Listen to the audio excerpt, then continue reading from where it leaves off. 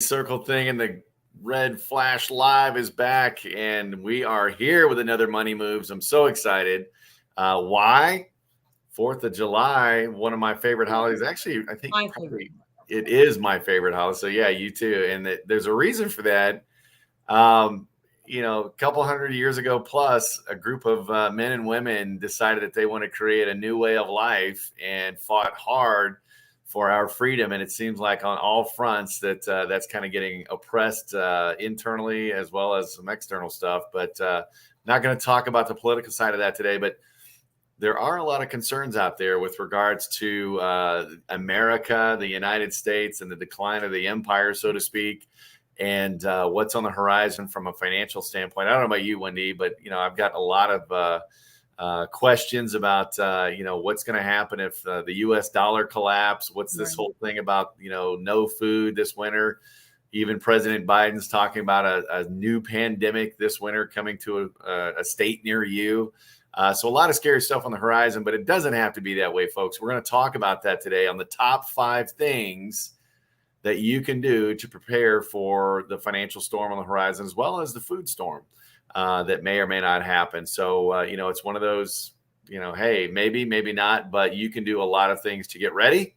Right. And we're going to talk about that here shortly. So do us a favor, click that little subscribe button down below, show some love, and tell your friends they're getting started. You don't want to miss this one on this happy 4th of July America Day. So let's get started.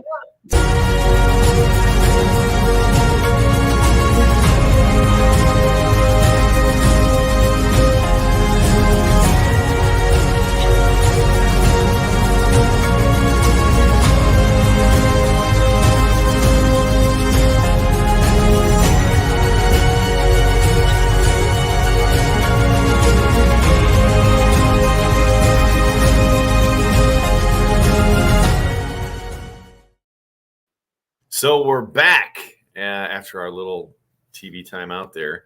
Winnie, you and I have talked, and I've shared with some other people. I'm a little bit of I don't want to say a pessimist, but a skeptic, if you will, of the financial future of the U.S. If you follow Ray Dalio out there, viewers, or anything like that, there's a lot of things that look at the U.S. empire and what's happening to it.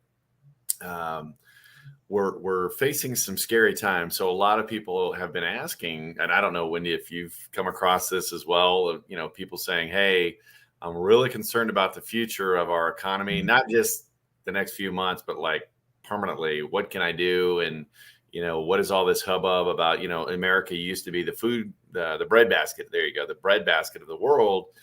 And now we, import as much food, it seems like, as we export. Or that we grow, excuse me. But it's one of those things that, what can I do as an individual to kind of weather that storm? And the answer is there's a lot. There's a lot you can do to make it easier on you, to make it easier on your family, your kids, things like that. So Winnie, I don't know if before we jump in, have you heard this stuff? I mean, am I the only one that's got the tinfoil hat on? So no, I think like most people do. Yeah. Most people I talk to, right? And it's funny because I feel like there's 2 schools of thought, like with people we talk to, like the ones that are like, all right, what can I do to be prepared? And the others are like, it's the end of the world. Who cares? Don't even worry about it. Nothing you do is going to matter. So I think we should be prepared for the worst, hope for the best, and do our part. I think about even like in the Bible, right? When God, like told Joseph, hey, a famine's coming, like stock up, do your part so you can take build a boat, Noah. Yeah. And so I think that's personally my belief of what we need to be doing is using wisdom and doing what we can. Yeah, I agree. And, for those people that, I've fortunately not run into anybody that's like, hey, it's the end of the world. Why do anything anyway? It's like, that would be like saying, hey, there's a major tornado coming. Why go in or why go get shelter? It's going to happen anyway. Let's just let it happen. Right. That's crazy to me. But, a lot of people just don't know what to do. So they'll do what a lot of people do, which is just kind of stick your head in the sand and say, well, I can't do anything about it. And that is so wrong. Right. So we're going to talk about the 5 things that you could be doing to kind of prepare for that financial collapse, if you will, or definitely some financial rough waters. um, both for yourself, your household, your assets, things like that. So number one is obviously diversify. Diversify your assets. And then, a big part of that, getting your financial house in order, is reducing your debt. So let me talk about that one first. So, reducing your debt is going to make you less dependent on money going out, less dependent on your income, and it'll keep you in good status, so to speak. Not that we're doing social scoring in the United States yet, but it's going to keep your credit score good and things like that. So it's going to give you more access to money, during the situation and maybe even afterwards, by maintaining that. So how do you do it? Reduce debt, because that's going to keep more of your money in your house, and then diversifying those assets that you have rather than having them all into one. And, I've, in certain instances actually converted to cash, not converted in the sense of pulled money out of my 401k. And I want to clarify, this is not financial advice. This is educational purposes only. But convert to money, leave it in your IRA or 401k. But, that's going to help the rocky waters. But diversify, even just not putting it all in an IRA. Look at real estate, look at gold and silver, right? Bitcoin may be something for you to kind of diversify and hedge against losses and things like that. Sorry, that was me. Oh, sorry. I thought we were getting raided by the government. So it's one of those things. Just saying. But, those really help hedge against, monetary volatility and things like that, hedge against inflation and whatnot. But, going back to paying down that debt, that's really going to help as far as with changing economic situations, not closing the credit cards or whatever, but just getting them paid off. And then again, diversifying. We talked last week, we mentioned protected asset classes. I want to mention them again today. And if you don't know what that is, you need to reach out to us. I mean, imagine getting, returns, growth with no loss in a down market. You only get the ups, never the downs. And then also looking at, tax strategies, keeping more of your money. Because I'm getting a hissing noise. I don't know if that's you or. Okay, there it is. So I'm telling you, Big Brother. So we're telling you all the secrets, guys. So, that's number one. So number two is, or before I go on to that, I don't know if you have anything else to add to that.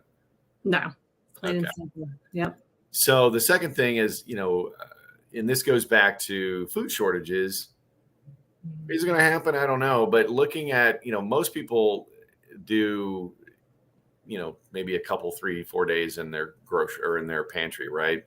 A lot of people are doing DoorDash and they don't even have food in the house. And even FEMA, the government organization, talks about having a 3-day stockpile of water and supplies in the event that you weren't able to get anything for 3 days. Now that's, I think, the least bare minimum you should have. But, if there's some kind of transitional situation coming this winter, President Biden's talking about another pandemic hitting us, this winter. And then you've got everything going on in the Ukraine, which we import a lot of grains from the Ukraine. And not only that, we get a lot of our fertilizer for our food stores that we grow here in America from Russia. And they've pretty much said, we're not going to supply you with, fertilizer anymore. And so it's gone through the roof, which means food's going to go much, much higher in cost.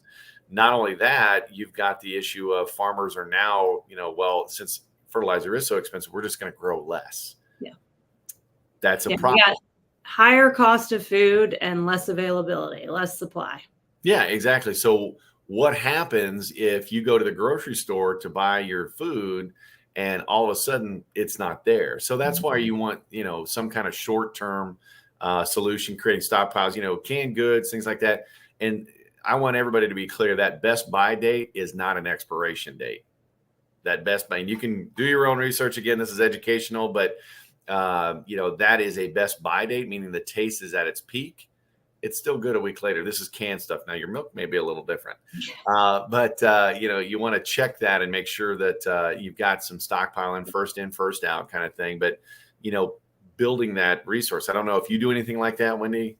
Yeah. I try and buy canned goods every time I shop. I just get a few, and I shop, once or twice a week. So every time I do, I just grab a few cans of food and have a part of my pantry that is all that. I also I have a couple bags of rice. And what I'm working on doing better at is the water. And so real quick story of just, we had power go out in where I live about a month ago, and the power went out, and for some reason the water also was shut off. We had no power for several days, and then the water was shut off for like a day. But I realized, like, I can't get, we only had 2 gallons of drinking water, and so anyway, with I know any scenario where you're stuck in your house and you can't get out, like, yeah, it made me think twice about that. So I started stocking up on some water too. So. Yeah. And, and everybody's thinking, oh, well, this will never happen. These, you guys are crazy. So all I'm going to say is I guarantee you were worried about toilet paper during COVID. Yeah. And so, again, you saw what happened to toilet paper. Imagine if that happened to food. And so don't forget toilet paper on your list too for the essentials, but have those essentials stockpiled, and get enough for everybody. Just like the water she mentioned, you should have a gallon of water to drink every day. That's what you should be drinking, right? Now you can get by with a little less, but to maintain a healthy lifestyle, you should be drinking a gallon a day. So kind of plan for that. 4 people in the house, 4 gallons a day. What do you do for that? So looking at that, and then, number 3, and that's going to get you through short term, but what if it's a little longer term? What if Ray Dalio is correct? And this truly is a major transition for the United States. Now, I do not think it's going to turn into Mad Max scenario, right? But there's a lot of good books out there, and Russia went through this with what's called a soft collapse, meaning it's not the end of the world and everybody's gone rogue, right? But there's a mass shortage of goods, both short term and long term. What do you do about that? And that's where it's really important that you become self-sufficient. And I saw a great documentary on this in regards to, and several videos talking about building skills, right? We have lost so many skills. Our grandparents went through the Great Depression, right? Or maybe your great grandparents, if you're Gen Z or Gen A.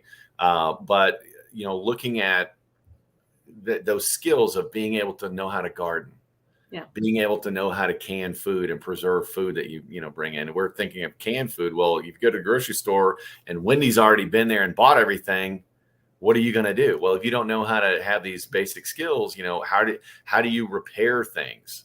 Right. We're such a disposable society now. I know my dad taught me how to fix basically everything. And now you can't even fix things because it's just, just throw it away and get another one. It's like, okay, that's great when things are readily available. But if they're not available, what do you do? And there's some great videos out there with what goes on in other countries, especially like Southeast Asia. And, I saw a video one time of a guy in India rebuilding a car generator because they couldn't get the parts. So he actually rebuilt it, and they do it all the time.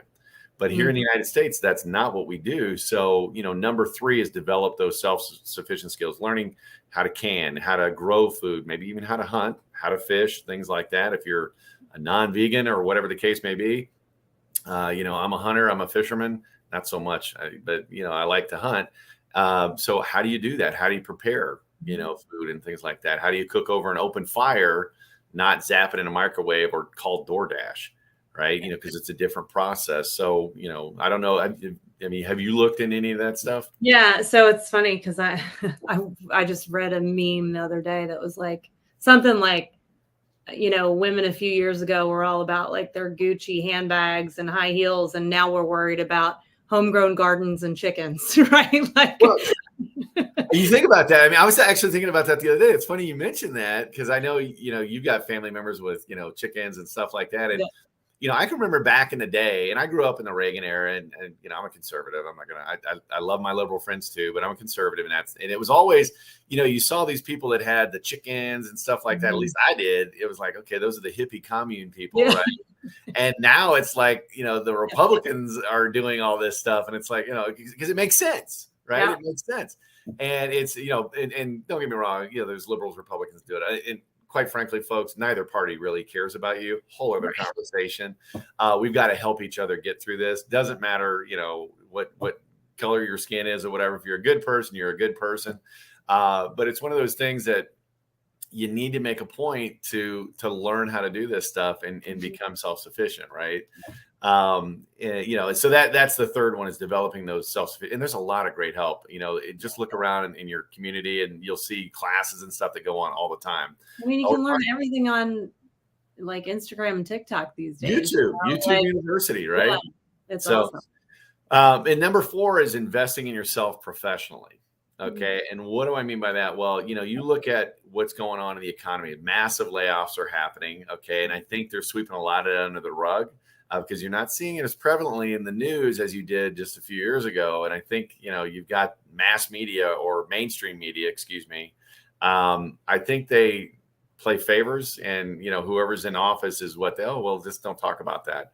Yeah. So find your news, find out what's going on. But, besides that, investing in yourself professionally. I mean, if you're in a white collar professional, situation, you're more apt to get laid off than a plumber, right? Mhm. Why? Because I need my pipes fixed and those manual labor skills. And I think those have gone away in the United States. But even beyond that, look at diversifying your income stream. Yeah. And we've talked about that, right? Everybody, we talk about diversifying your portfolio all the time, and everybody's like, yeah, that makes total sense. You start talking about diversifying your income stream, people are like, what do you mean? What is that? Well, you're putting all your eggs in one basket with one stream of income. And if you get laid off, what's going to happen to all your other plans, right? So diversifying your income streams, not only that, having a skill that is, that you can manage. And that's one of the things that, I've gone out and learned some skills that I know in a horrible situation, maybe even that borderline Mad Max, I could go out and say, hey, this is what I bring to the table. And I'm going to be able to get hired or trade that skill or whatever for my necessities in life. Right. It doesn't have to be, anything fancy. I mean, it's not like Sally Struthers TV VCR repair, although that may be a thing. But, it's one of those things that learning some kind of transferable skills and realizing that if something happened to my job, what could I fall back on? And, the longshoremen during COVID, we had a major just in time that pipeline, what do they call that? Supply chain issue, right? Because of COVID, everything was shut down. So things on the boats weren't getting offloaded. Well, oddly enough, during that time, a lot of automation was happening to where literally robots are actually these huge robot cars are actually loading and unloading these, those big container ships, and it's all automated, no people. Which, boy, they thought ahead on that and had all that in place to kind of transition that during COVID lockdown. But whatever, whole other conversation. But those people are going to be without jobs. You see a lot of automation. AI is happening, with Chat GPT and all these other AI sources. What does that mean for your job? And don't wait around and just think it's going to happen to somebody else. Oh, I'm so important. Have some other skills to fall back on and plan for that. So, invest in yourself professionally, get some other skills out there. And I'm not talking about take out student loans and go back to school. It's not what I'm talking about. But there are a lot of things that you could be learning. Like I said, YouTube University, right?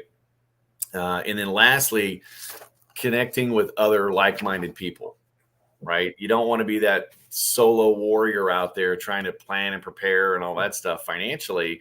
Talk to other people and see what they're doing, right? Now, don't go into details about X, Y, and Z. And I've got this big box of gold buried in my backyard next to that big oak tree. Don't tell anybody, because you'll go out the next day and you'll see your neighbor's shovel sitting there and your gold is gone, right? But it's one of those things that, come up with other ideas. I mean, I'm part of a community that, hey, we talk about this stuff. Like, what can I do to help not only my family, but I translate that and share it with my clients as well. Yeah. Yeah. I think community is huge. And we all have different skills, right? Find out and surround yourself with people that have those different skills and that can be valuable. And, back to your point number 4, and investing in yourself professionally, I think, Jim Rohn always talks about, like, how do you increase your income? How do you increase anything in your life, abundance in your life, become more valuable? And so learn how to solve a problem. There you go. So good stuff. So kind of recap, everybody. Let me just go through this list again. So the 5 things that you can do to kind of prepare for a financial collapse and food shortages, stuff like that. Number 1, diversify your investments and reduce your debt. Diversify your investments and reduce your debt. Number 2, create a stockpile of essentials. That's going to get you through any short-term issue, canned goods, stuff like that, bottled water, those toilet paper, don't forget the toilet paper, those kind of things. Number 3, develop some self-sufficiency skills. Learn how to can. Ask your grandma, what a great afternoon, go out for the weekend and have grandma teach you, and she'll love it. or ask grandpa how to do X, Y, or Z, how to become a little more self-sufficient. What would you do? Number 4, invest in yourself professionally. Learn a new skill. Learn how to do some things that you've always wanted to do. Take some time, and I think you'll find it, number 1, rewarding. Number 2, relaxing for you as well. And then lastly, strengthen those community networks. Get together with some like-minded people, talk, maybe even, start a club or start a group or whatever. And what I'm not saying is, go out and everybody get tinfoil hats. If you do, make sure it's aluminum. That's how you keep the alien signals away. Total joke. Again, have some fun with it, but just be aware of what's going on. Be aware of what's going on around you and the surroundings. And don't feel hopeless, right? There are a lot of people out there in the same boat. You're not by yourself. And so they're doing just a little preparing. Like Wendy said earlier, you're not expecting the world to collapse around you, but man, I'd like to know I have a few more things buttoned up just in case so I could survive the storm.